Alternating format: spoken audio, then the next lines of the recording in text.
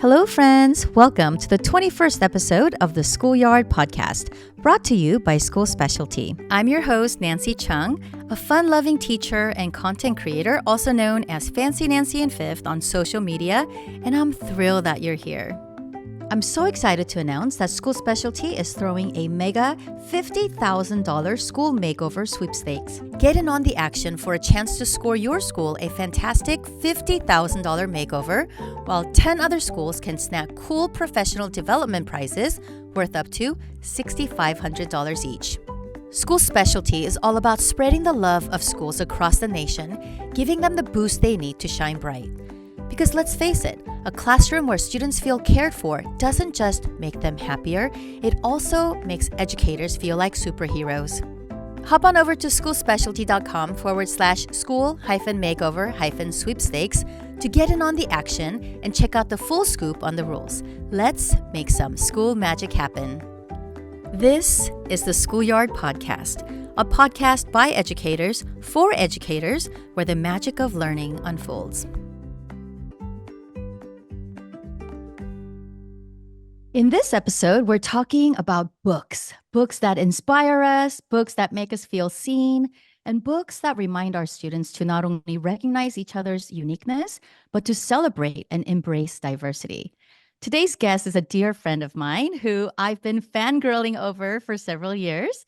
Shannon Olsen is the author of #1 selling children's books for the classroom. Our class is a family, our school is a family. A letter from your teacher on the first day of school and a letter from your teacher on the last day of school, and her newest title, Collaboration Station.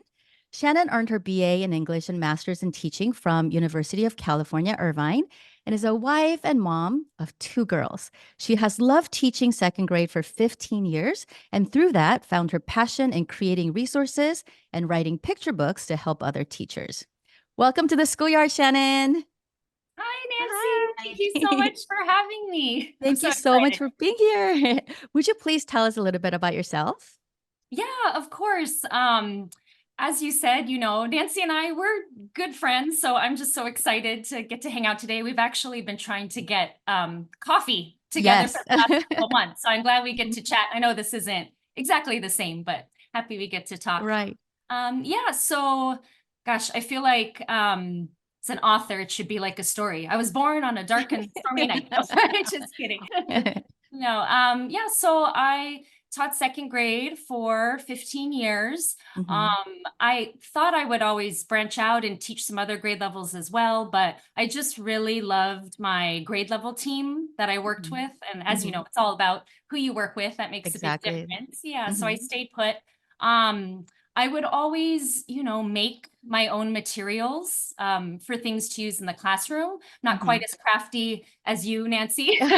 No, you're amazing. I use a lot of your resources. But yes, I'd always love making things. And then, I would share them with my grade level. And then someone just kind of made an offhanded comment one day. She said, you should sell these things online. They'd be really useful for other teachers. And then, I didn't really think too much of it. But then down the road, I did give it a try. I put up my first couple of resources on TPT.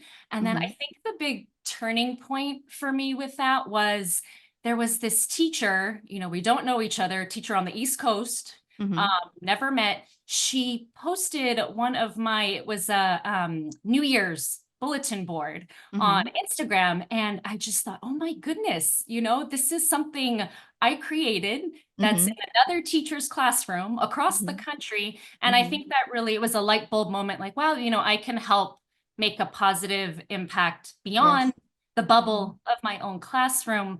And so, it really turned into a huge passion, creating resources. And then along the road of that journey, I ended up publishing and writing children's books. And that's become such a huge passion of mine. I've wanted to be an author since I was a kid. So I still can't even believe that that's what I actually get to do now. And that's kind of where I'm at now. I do that full time, but I still get to, be with kids in the classroom with teachers doing author visits a couple times. So I love getting to do that. too. I mean, you are the author of some of my favorite books. I don't know a teacher that does not have a copy of one of your books, especially like my favorite, I think is your first one, Our Class is a Family, right? Yes, that was the Like, first one. right. How many books have you written altogether? Is it five now? Four, five? Yeah, so I know this podcast episode will come out later, but my new one actually comes out tomorrow. So I'm super excited. And Oh, that will be the fifth one. okay. That's April 16th. Okay. And look what I have. Oh my goodness. I have a copy of this. I'm so excited to be reading this to my class and say, hey, you guys, I'm going to read this to you before it's even released. I always tell people when they find out we know each other, I say, oh, I wish, because my daughter's going into fifth grade next year. I always say, I Oh, wish my daughter could be in Nancy's class. oh my Not gosh. at the same school, Oh, unfortunately. I feel so honored. I feel so honored. Now, what was your inspiration for the very first book? Gosh, so I feel like the concept of a class being like a family, it's Mm-hmm. something that so many teachers tell their kids, something that I Mm-hmm. would tell my class that we're like a family. It's like you're home away from home, Mm-hmm. when you're at school. And I actually got the idea for the book because I wanted to read a book like that to my class. It was during back to school time. I was doing all of my read alouds. And I Mm-hmm. thought, oh, I want a book that's about being a class family. So I actually went to go look for one. I went online and I searched. I went to the bookstore, Mm-hmm. couldn't find one because there Mm-hmm. wasn't a book like that. And so I actually thought of one of my favorite authors from when I was a kid, Beverly Cleary. Oh, uh-huh. Yeah, she has this quote. She once said, if you don't see the book you want on the shelf, Mm-hmm. write it. And Wow. so I thought, you know what? I'm making other things for teachers, downloadable resources, but I've always wanted to write a book. And then I had the idea for it, wrote it down. And Mhm. gosh, I never would have imagined what it's turned into from there. When you share that story, I just got chills and goosebumps all up and down, like happy chills, obviously. I don't know if you've seen the back of my classroom, but I have a big sign that says "We are family," and I Oh, have all the students' names all intertwined like a big puzzle. And creating the sense of community and the sense of family in the classroom is so important for me.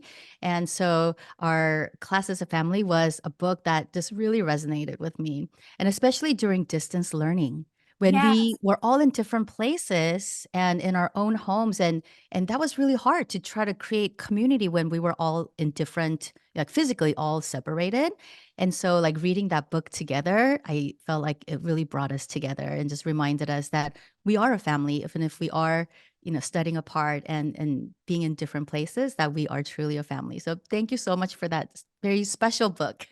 Oh, thanks, Nancy. That I relate to that so much too, because I wrote the manuscript for it Hmm. prior to the pandemic, but Hmm. the book was published in 2020, right in the spring when all of that was Hmm. happening. So Hmm. I feel like for me personally in my class, and then like you mentioned as well, it kind of took on a whole new meaning, that Yes. concept of being a family, no matter where you are, if you're apart. It's Mhm. like you said, it's just that sense of community. So I Mhm. experienced the exact same thing with my own Yes. class. Hmm. We're glad Well, it's over though, too, right? I'm glad. I'm yes, glad yes. I mean, COVID we distance still, learning yeah. is behind us. Yeah. Right. Well, and then when we all came back, once again, it was a transitional time where all the students kind of like didn't really know how to work together. So reading this book again had a different meaning. Well, same message, but kind of like a different application to it too. Kind of coming back together. And I'm really looking forward to the collaboration station because I think this is what we really, really need to teach our kids to work together and really celebrate and recognize each other's differences and our strengths and working together, right? So I love the message Yes. behind that too. Yeah, so the funny thing is, since you brought up COVID, I actually wrote the manuscript for Collaboration Station Hmm. right in the middle of all of that in distance learning, Oh, wow. because Hmm. the inspiration for that book was actually I was trying to recreate the kind of collaborative environment I Uh-huh. had in person in the classroom. I was trying to recreate that on Zoom. And I Mm-hmm. was struggling. I was having the hardest time, how do we do group work with partners, when we're all Right. on screens? And I just thought to myself, whenever we do eventually return to the classroom in person, I thought, man, it's already a challenge to have kids really work well together effectively. But now Mm-hmm. that, kids have been learning on screens all this time, it's going to be even harder for them to learn how to work together in person. And I thought, and it will be more important than ever for them to really gain those skills. And so I thought, I don't have a picture book I could read to the class prior to introducing all of our routines and procedures. I mean, any teacher knows there's so much that goes into having kids, work together collaboratively in Mm-hmm. groups. And so that was kind of the first initial inspiration behind that book. Awesome. And how has your transition been from, going from teaching to being an author?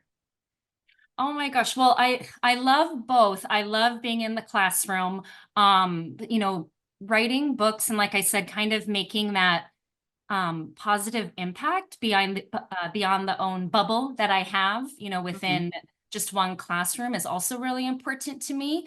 I feel like, to be honest, though, they do go hand in hand. Now doing author visits with Mm-hmm. classes a couple times a week, I feel like I'm able to take what I've learned and experienced from teaching, getting the kids engaged, Mm-hmm. making them excited about reading and writing. I feel like that has played well into being an author as well. And Mm-hmm. also I think from teaching, I personally know the types of books that would be useful for me to read to a group of kids prior to introducing something. And so Mm-hmm. I think just that experience in the classroom, it goes hand in hand with being an Mm-hmm. author, if that makes sense. Oh, absolutely. So whenever we have author visits at our school, we have so many students that get very inspired. They're like, I want to be an author when I grow up. But it doesn't just inspire them to want to become authors, but it inspires them to love books even more. They look at like books differently, saying, oh, I wonder how this author came up with this idea to write. And it kind of gets them to research more on the topics that they want to maybe write about or read about. So I feel like it really instills the love of writing and reading and all of that together, right? Because it all goes hand in hand. Now, Yes. Oh, yeah. I was just gonna say, yeah, my favorite thing actually about doing author visits is it's kind of a light bulb moment, having the kids realize that they're authors too. I always tell the kids, Mhm. you write at school, you publish because your teacher hangs up your writing on the wall, people read it. Mhm. That makes you an author. And I think Mhm. that gets them more excited and motivated when they realize that, you don't Mhm. just have to have a book in the bookstore to be an author, that, Right, right. yeah. So I was just at a conference this past weekend. And so yesterday I was sitting in a session and it's an AI program where students get to author their own books.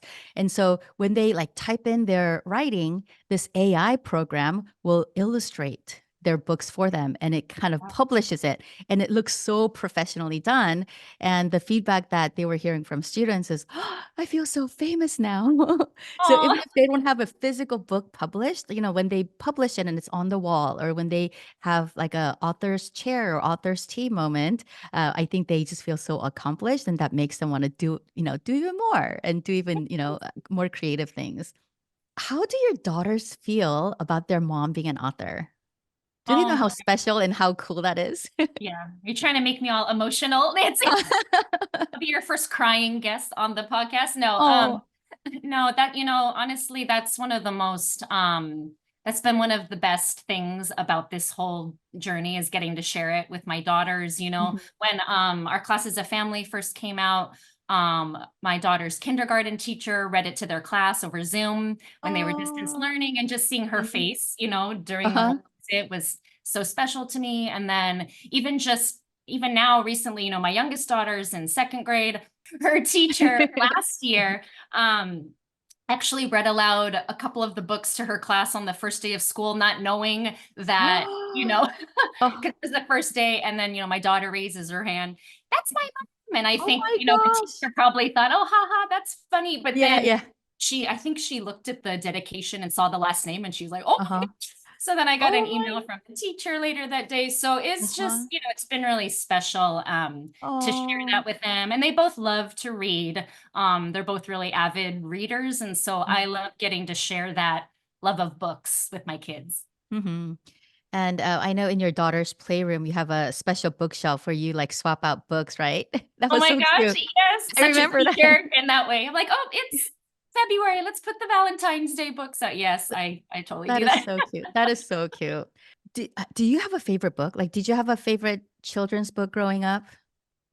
I did. It's I always feel like it's hard to say, your favorite book or favorite movie because there's so many, but I do have a favorite children's book just because I must have read it 1,000 times.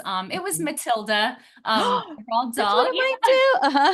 Is it really? Yeah, Uh-huh. I just I don't know. I read it and I just love how clever she is. And then I don't know, I think maybe, Miss Honey, that probably had something to do with Oh, Leah wanting to be a teacher. And uh-huh. yeah, I just always enjoyed that book. And then when the movie came out, I was so excited to Oh get my to gosh. a movie Uh-huh. version of it. And the play and the musical. Oh my gosh, it's so well done. Yes, that was cool to get to see too. Uh-huh. Uh-huh. Um, okay. How about a favorite book now as an adult? Is there a book that you're reading that you love? You know what?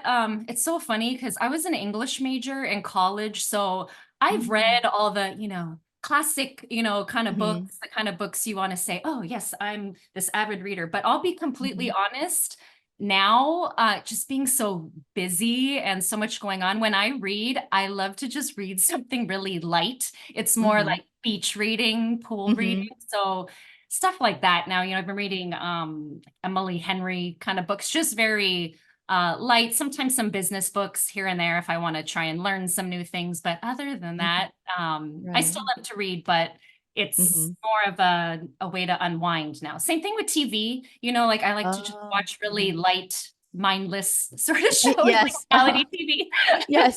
That removes to you from relax. all the reality. Yeah, like the Yes. everyday reality stuff. I Yes. totally agree.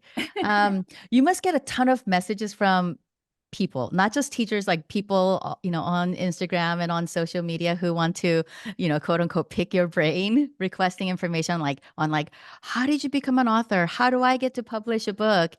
Do you have any advice for someone who wants to write a book of their own? Yeah, I'm just so humbled, after my first book came out. I did, lots of people I knew who wanted to write books or friends of friends or complete strangers, I would get Mhm. so many messages and just, my nature, I love to help people. So at first, I was just kind of giving all of this advice and helping people with what they needed. And then, gosh, it takes so much time, because publishing is actually there's a lot more that goes into it than Mhm. people might think. And so Mhm. just the time it takes going back and forth. I've actually now started offering book publishing consultation calls Oh, just for the yes. sake of my Oh. time. That's Mhm. helped with Mhm. that. But Mhm. just general advice for someone who's interested in writing a book or has always wanted to write a book. I would say my two best pieces of advice would be one, write about something you're super passionate about or that just it Mm. really Mhm. kind of lights a fire under you. Mhm. Because I feel like that's where your best writing is going to come through, whether that's if there's a gap, kind of like in my situation where I thought, oh, there's not a book like this, I feel Mhm. like this could be useful. Or maybe there is already a lot of books out about that topic, but you have a different perspective and kind of put your own point of view and spin on it to bring Mhm. into the world. And then Mhm. the second thing I would say, I tell people this during our calls. I feel like writing the book is actually the easy part. I know it doesn't seem like it'd be the easiest, but Mhm. I feel like writing the book is actually not where most of the work comes in. All of the really hard work comes into after that, getting the book published, marketing, all of that, figuring out if you want to get your book outside of, your own bubble, someone, outside your mom who will buy your book, because that Uh-huh. isn't cool. So just having a plan ahead of time Mm. before publishing, like how will you get your book scene or in the different places Mhm. that you would want it to be, whether it's for parents or for teachers, Mhm. for adults, thinking about how you would get your book out there, if that makes sense. Yeah, absolutely. What advice would you give teachers on integrating books, especially picture books, into their curriculum effectively? So even if you're teaching upper grade or middle school or high school, how can we bring picture books and integrate it into our curriculum? Oh, I love that question. So I feel like the obvious answer, right, is using books as a mentor text, using it to Mhm. introduce different things. But Mhm. this is just my personal opinion. I feel like books don't have to be used as a purpose toward a lesson plan, if that Mhm. makes sense.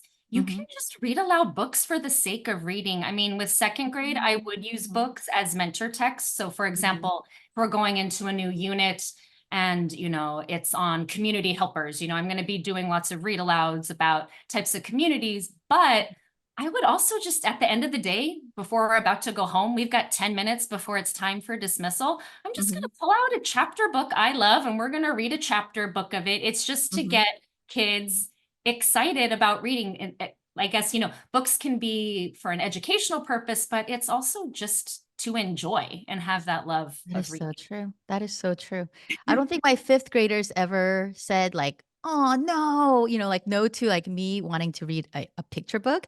Like no, like they don't think it's babyish at all. So Yeah. even if it seems very primary, quote unquote primary, they love it. They Oh, love every bit of absolutely. it. Yeah. I always tell people try to say you're never too old for a picture book. I mean, Yes. in Uh-huh. our teaching credential programs, right? Sometimes they would read aloud a picture book to us, or I was at my daughter's Mother's Day celebration they had last year. Uh-huh. Teacher read aloud a picture book to all the moms, a bunch of grown women. Oh. We're all Uh-huh. crying. Oh, of It's course. yes, Yeah. you're never too old for a picture book. Oh.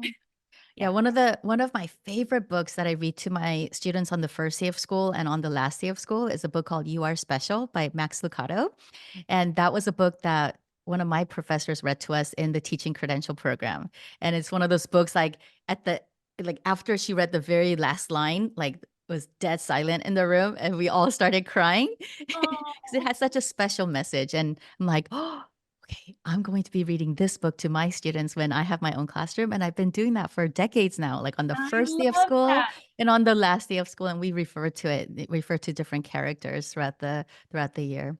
I love Yeah. that because I feel like, year after year, there's always so many new things like, oh, get a new curriculum or some new, teaching strategy or fad that's probably the same thing as 5 years ago, but now they're calling it something else.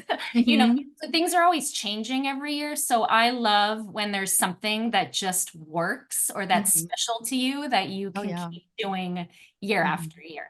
Mhm. Awesome. Well, so hopefully one of your books will be something that these teachers share saying, this is the book that I read on the first day of school for all of my, all my classes. And this book, and I already know so many teachers. I mean, even at my own school too, like every classroom I walk into, they have it displayed like on the front. But not Oh, just as a display, but it's something that they read and they constantly refer to. So see, now like, I'm getting the chills. Thank no, you, I'm like, Nancy. I know a famous author. I'm friends with the famous author now. Oh, Okay. thank you for So sharing that with me. oh, you're welcome. My pleasure. Okay, so we have a fun segment on our podcast called Tag Your It, where our listeners write in with a question and we answer the questions.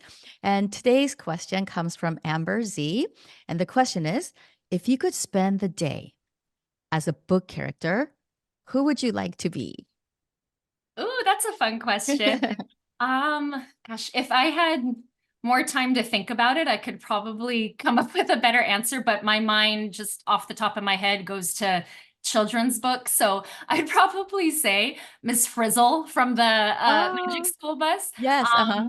You could go on a epic adventure with kids during the day, and then I'd probably say, okay, everyone safe trip home, and then I'd probably go take the bus to some tropical destination, go to Tahiti or something on that Oh. bus, spend the afternoon there. Oh, that's fun. Okay, so earlier when you mentioned Matilda, I was like, oh, hey, because when I was like typing out these questions, I was selecting this question. I was like, who would I be for the day? And I actually totally was thinking Matilda. Oh my gosh, I And I love would that. be like, yeah, like waving, my finger and like moving Yeah, things and moving making things with things your mind. dance. Right, Yeah, right, right. So I'm like, oh, great minds think alike. I love it. Yeah, well, this was so fun. I know a lot of times we joke around about how like only like we live in the same city, but when we see each other is actually like out of state when we're at like different, conferences. Yes, I know. I I know. feel like I have seen you more in other states at conferences Yes, I than I know. think I've seen you at home like once. I know. I know we talked about grabbing coffee and going on a walk or going on a hike, so we definitely need to do that soon. Yes. Oh, I Yeah. can't wait. I would love that. Yeah, well, thank you so much for being here.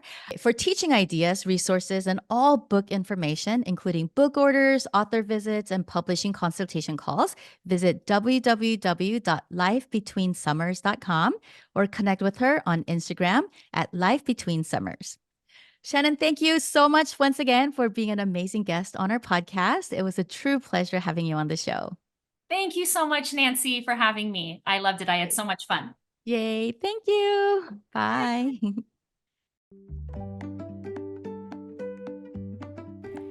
Thank you for joining us for another episode of the Schoolyard Podcast. Remember to pack your curiosity and meet us back in the schoolyard for our next episode. Tag, you're it. Now it's your turn to write in with a question, which we will answer here on the Schoolyard Podcast for our segment called Tag, You're It. Tag us on Facebook, Instagram, Pinterest, or Twitter at School Specialty and hashtag Schoolyard Tag Your It with a question that you want answered.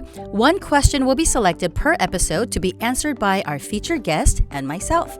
If your question is chosen to be answered on the podcast, we'll send you a very special Schoolyard Podcast t-shirt. Class dismissed.